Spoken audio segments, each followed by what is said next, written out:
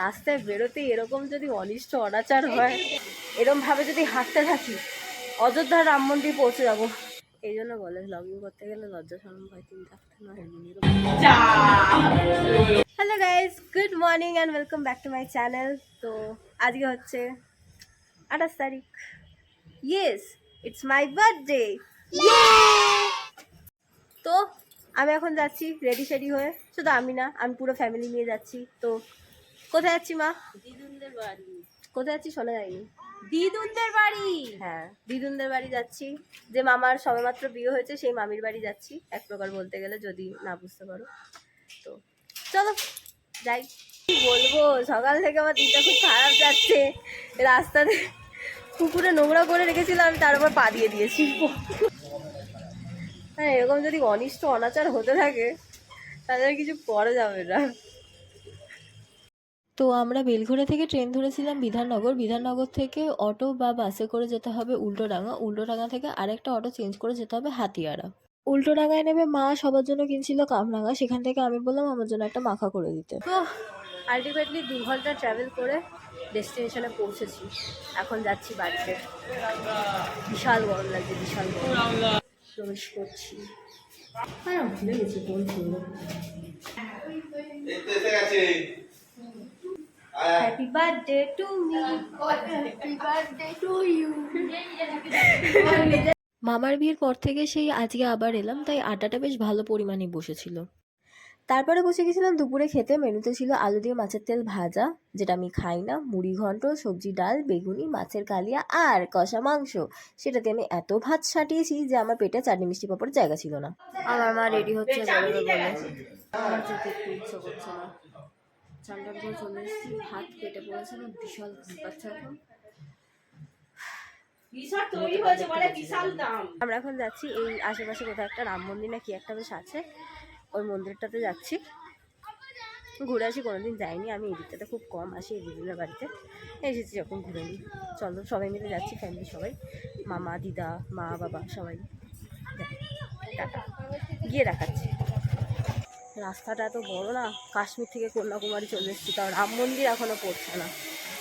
এরমভাবে যদি হাঁটতে থাকি অযোধ্যার রাম মন্দির পৌঁছে যাব, কিন্তু এখানে রাম মন্দির আসবে না। তো ফাইনালি রাম মন্দিরের হনুমানের দর্শন পেয়েছি গাইস।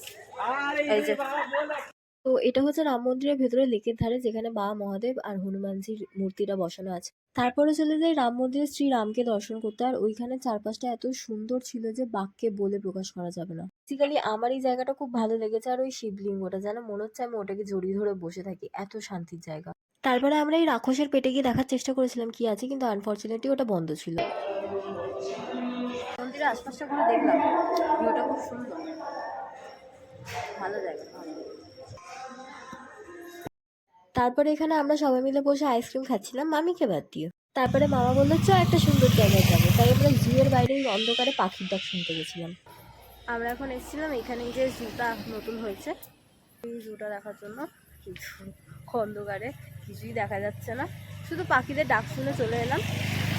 আর আমি রাম মন্দির ওখানে এরকমই বলতে বলতে যাচ্ছি, বা কিছু বলছিলাম না হয়তো, আমাকে ওখানে কতগুলো ছেলে এরকম টিজ করে যে বাও ব্লগার হ্যান ত্যান।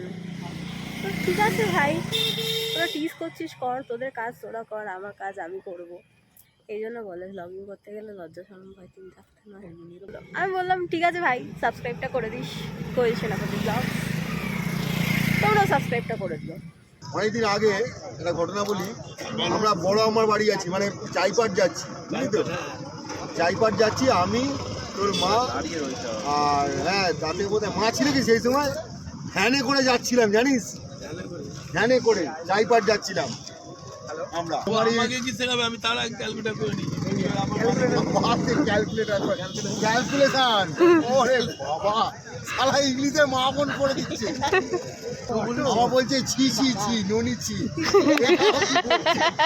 ওটা উড়িয়া বউ। আমরা এখন বাড়ি চলে এসেছি, আমি তোমাদের সাথে হাত মুখ ধুয়ে ফ্রেশ হয়ে দেখা করছি। তো হাত মুখ ধুয়ে চলে এসেছি আমি আমার ফর্মাল ড্রেসে, হাফ প্যান্ট আর টি শার্ট। পাটা আমি ব্যথা করছে। আমার পায়ে ফুসকা পড়ে গেছে, মোজা ছাড়া জুতো পড়েছিলাম, ফুসকা পড়ে গেছে। চলো রাতে একেবারে খাওয়ার সময় দেখা করছি, কী খাবো জানি না, যেটাই খাওয়া হবে দেখো। তার মাঝে আমি গেছিলাম উপরে মামার ঘরে কেক কাটতে, যেটা আমার কাছে পুরো সারপ্রাইজ ছিল।